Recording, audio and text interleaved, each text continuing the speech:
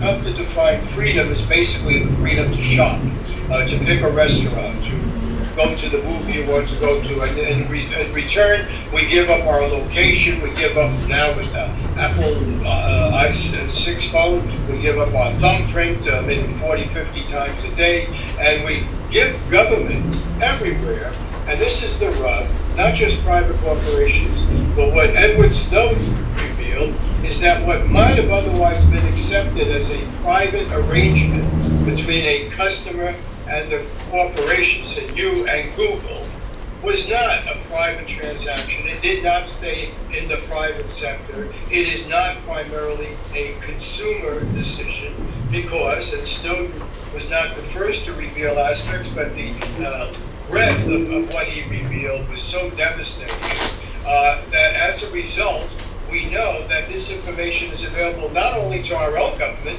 but governments throughout the world. Thank you. As a result, you have now the ultimate totalitarian model. You don't park outside someone's house or just wiretap, you know where they are. And then let me just conclude by saying this is a violation, as the Robbins court has acknowledged in its unanimous decision last year on cell phone privacy. This is a gross violation of the Fourth Amendment of the United States Constitution, and as Roberts, a conservative justice, pointed out, it's a violation of the basic tenet of the Constitution, which is the sovereignty of the individual, sovereignty against the King of England in common law, English common law for hundreds of years, and certainly put into the foundational document of our society that your information is private and sacred to you and cannot be intruded upon. The reason why the government, the NSA, or whomever is interested in looking at all these communications, what you're saying to your friends or to your family or to your employers or your fellow colleagues, is that's how we live now. The freedom to assemble, which is part of the Constitution, which is a big part of how the country is founded, is an important right that was literally, you physically assembled. You said, hey, where are you? Let's go meet, let's discuss revolution, whatever it might be. Nowadays, it's happening all online, right? So sometimes, this freedom to assemble is, there could be terrorists, homegrown terrorists, or there could be foreign invaders trying to assemble and figure out what's going on. And so therefore, they're like, well, we need to be where people are. So once upon a time, and they still do this, whether it's the FBI or the NSA or the CIA, they would actually have people on the ground, on the street, looking, trying to infiltrate these groups.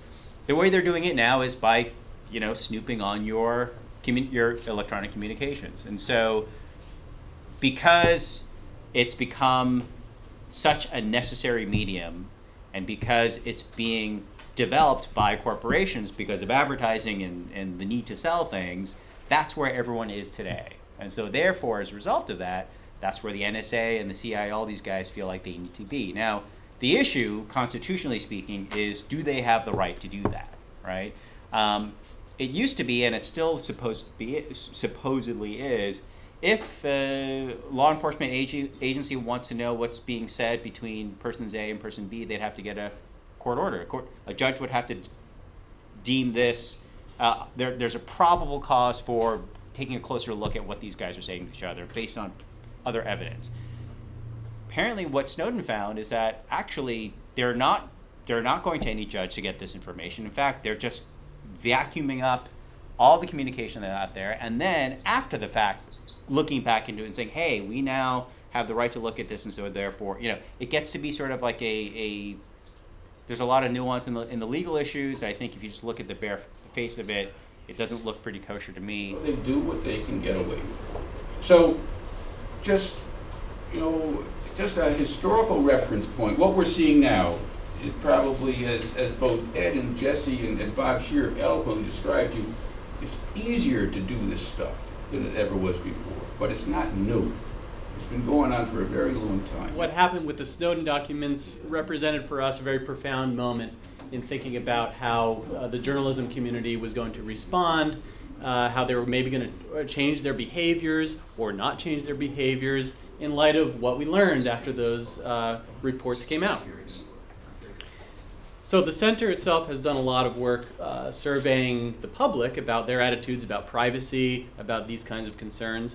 What we decided to do was ask a group of investigative journalists.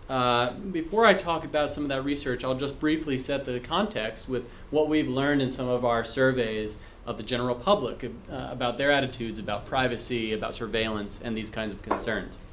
I would say that there's really, our research has found that there's really a universal feeling among the American public at large that we're just not in control of our personal information. 91% of the US public in a recent survey said they feel they've lost control over how their personal information is used and collected by companies. So you rarely get, those of you who will go into journalism, you'll rarely get this kind of, blatant lying. I'm not saying it goes on all the time, but it does go on sometimes. And the watchword is simply, checking facts and asking the question. Sometimes if the answer doesn't sound believable, to ask it more than once. Are you sure? As I said to Paul Brown when he denied it completely to me, are you sure? Right? So we're all getting spied on. I can't do anything about that. I'll have to learn encryption. I've never done it, but I'll try to learn how to do it. But I do know that there's ways to prevent yourself from being completely lied to and misled if you do your homework.